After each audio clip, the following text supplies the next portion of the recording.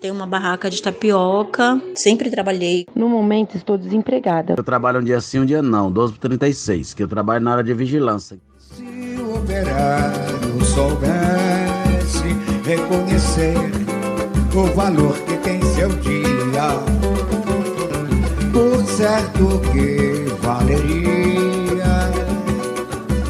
Salve, povo de luta! Esse é mais um podcast do setor de formação. Eu sou a Luana e estou aqui com a companheira Gabriela. Oi, pessoal! E o companheiro Daniel. Olá, companheirada! Hoje o nosso papo será sobre o dia 1º de maio.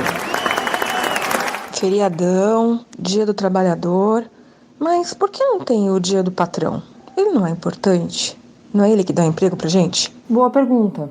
Se a gente pensar na sociedade que a gente tem, Luana, ela é uma sociedade que premia e valoriza sempre o grande capitalista, né? O rico e nunca o trabalhador. Porque pensa aqui comigo, quem é que sonha em ter os empregos mais desvalorizados da nossa sociedade? Tem alguém que chega e fala, o meu sonho é trabalhar muito e ganhar pouco, que é a realidade da maioria dos trabalhadores. Ninguém diz isso, né? As pessoas sonham em ser muito ricas, ter muita grana, comprar um celular caro, o que é normal, é assim mesmo. Mas o que isso mostra é que na nossa sociedade desigual, o valor está sempre do lado de quem tem muito dinheiro, de quem tem poder, dos donos de grandes empresas. Na nossa sociedade capitalista, todo dia é o dia dos ricos. São os banqueiros, por exemplo, que não têm que pagar imposto em cima dos lucros que eles têm.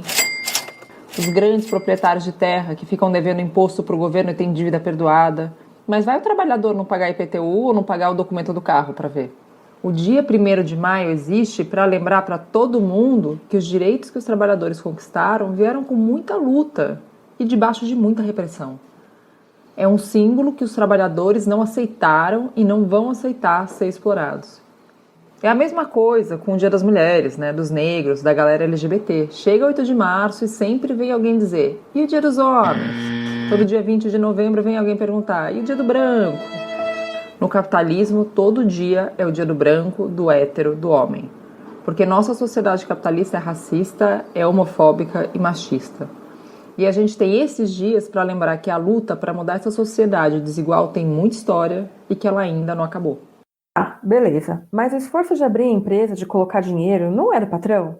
Inclusive, se não der certo, ele perde tudo. Pensa no dono da lanchonete lá do bairro, que colocou todas as economias naquilo. Você tem razão, Lu. Mas na verdade não é desse tipo de patrão que a gente está falando. O dono da vendinha, o dono da lanchonete, no final das contas ele é um trabalhador também. A gente está falando de quem tem dinheiro de verdade. A gente, tipo o dono da Ava, tem uma fortuna e ainda fez campanha para acabar com a aposentadoria dos trabalhadores no ano passado. Mas não nos enganemos também, ele não é o único. Esses grandes capitalistas, mesmo os mais quietinhos, esses banqueiros e coisa do tipo, defendem os mesmos interesses.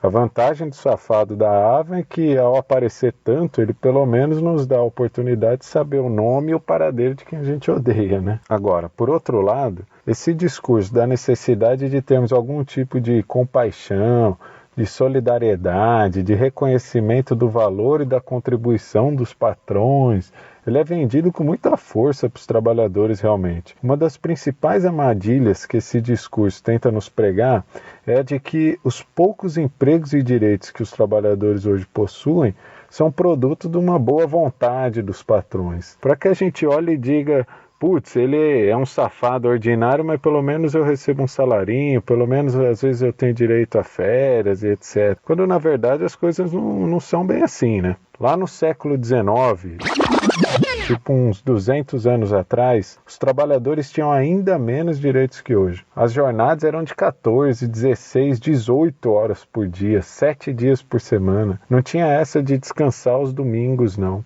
Eles tinham que morar na fábrica junto com suas famílias. As crianças também trabalhavam. O pai saía do trabalho às 6 da manhã, do turno da madrugada, e cruzava com seus filhos e filhas pequenos indo trabalhar, né? Eu faço uma sugestão até aos camaradas que estão ouvindo a gente para digitar no Google trabalho infantil no século XIX. Só isso, trabalho infantil no século XIX. E vão lá em imagens, que vocês vão ver o tamanho das crianças trabalhando nas fábricas, operando aquelas máquinas enormes. Era uma barbaridade, uma coisa escabrosa. Férias, então, não tinha férias, não existia isso. E outra, se você se machucasse no trabalho, era mandado embora, sem indenização, sem seguro, sem médico, sem nada. Mas então, e hoje?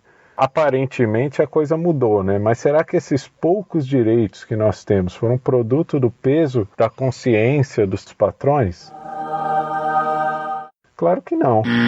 Hoje mesmo é só ver eles fazendo protesto, carreata de carro importado aí para exigir que acabe a quarentena e todo mundo seja obrigado a voltar para o trabalho. Eles, é claro, voltam dos carros importados para dentro das suas mansões, né, com médico particular e continuam protegidos do vírus. Vejam que com essa mentalidade os tempos mudaram, mas os interesses não, né? Vamos topar tudo por dinheiro. Enquanto eles falam que a economia não pode parar, na verdade eles estão dizendo que a vida deles não pode parar. Enquanto para a nossa vida eles estão um pouco se lixando, assim como era no século XIX. E se a gente não se organiza, não faz greve, ocupação, luta, como a que inspirou o 1º de maio, que é o dia que a gente está falando hoje, pode voltar a ser até pior. Tá, entendi que os direitos são, na verdade, conquistas. Mas nos deram o 1º de maio como feriado, não é? Não deram, né, Lu? Foi uma conquista a duras penas do trabalhador. E essa história do 1º de maio é muito interessante porque ela mostra como a luta dos trabalhadores pelos seus direitos foi sempre feita com muito suor e reprimida com muita violência.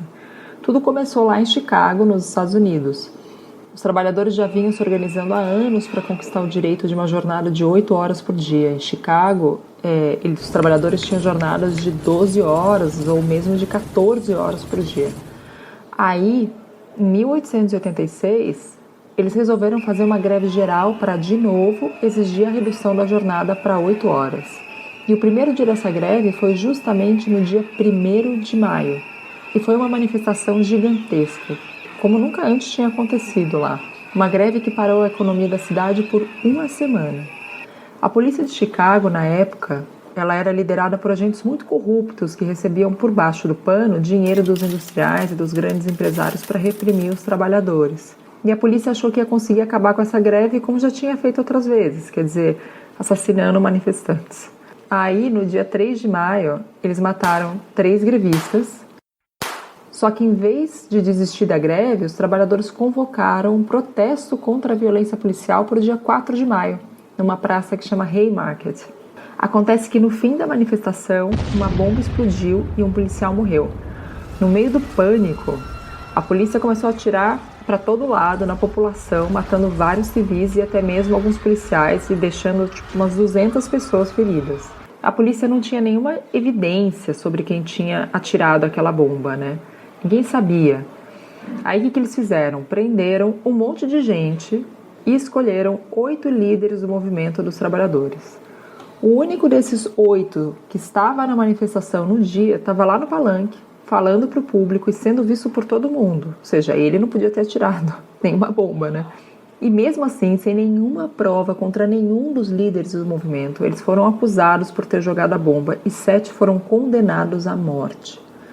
O julgamento foi 1 ano depois da greve, foi em 1887, e 4 deles foram executados no mesmo ano. Acontece que 6 anos depois, quer dizer, em 1893, 5 dos condenados já tinham morrido, 3 continuavam presos e eles finalmente receberam um perdão do governo, que admitiu que o julgamento tinha sido uma fraude, uma mentira, e que não tinha nenhuma prova contra os condenados. Inclusive, tem indícios de que a bomba pode ter sido plantada talvez até mesmo pelos policiais, plantada na manifestação justamente para incriminar os trabalhadores. Bom, aí a partir de 1891, finalmente Chicago implementou a jornada de 8 horas e no século XX vários países do mundo foram adotando o dia 1º de maio como um símbolo da luta dos trabalhadores.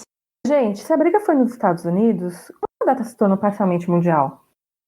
Bem, então, é que toda essa situação dos trabalhadores do século XIX, da qual falamos, não acontecia só nos Estados Unidos, né? Essa era a realidade dos trabalhadores em todo o mundo, de tal modo que algumas pessoas passaram a perceber que onde chegava o capitalismo, chegava com ele o sofrimento aos trabalhadores. 2 dessas pessoas ficaram muito famosas até hoje, que é o Karl Marx e o Friedrich Engels, 2 militantes alemães, que passaram a estudar como esse sistema funcionava. Escreveram muitos livros revelando os segredos do capital, né, do capitalismo. Entre eles tem um pequeno texto mas que ficou mundialmente conhecido, que é chamado Manifesto do Partido Comunista, onde eles propunham a união dos trabalhadores independente de que país eles sejam. O lema era: trabalhadores de todos os países, univos. A partir daí, os trabalhadores continuavam sofrendo na mão dos patrões, mas agora eles pelo menos conheciam, pelos estudos de Marx, a razão daquele sofrimento, contra quem eles tinham que lutar, né? E aí começaram a se organizar internacionalmente. A primeira grande organização mundial dessa natureza foi a Associação Internacional dos Trabalhadores, a AIT, que ficou mais conhecida como a Internacional. Uma terra sem ambos, a Internacional. A organização tinha como tarefa unir, fortalecer, criar um elo de solidariedade entre a luta dos trabalhadores de todos os países contra o capitalismo, contra os capitalistas, né? Foi justamente essa organização, então, Lu, que após os acontecimentos do 1º de maio nos Estados Unidos, liderou a campanha para que esse dia se tornasse o dia símbolo dos trabalhadores em todo o mundo. Assim, ano após ano, aconteceram greves gerais imensas nesse dia. Paramos tantas vezes, tantos países, que um depois do outro foram transformando esse dia em feriado. Só que, curiosamente, até hoje essa data não é reconhecida nos próprios Estados Unidos como um feriado nacional. Por outro lado, isso também nunca impediu o fato de que desde aquela data, em 1886, os trabalhadores americanos tomam as ruas todos os anos, no 1º de maio, para resgatar a memória dos caídos naqueles dias e demonstrar sua união e sua força. E a gente faz isso aqui no Brasil também, né, Cooperando?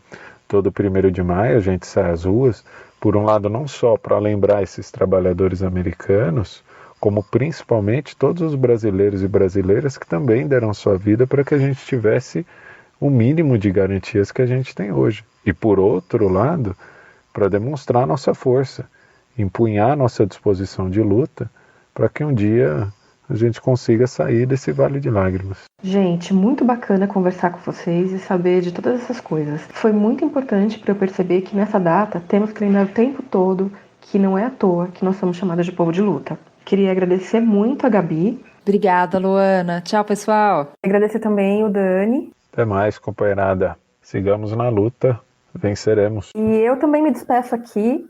Agradeço a oportunidade de ter falado com vocês e nunca nos esqueçamos, né? MTST, luta é pra valer.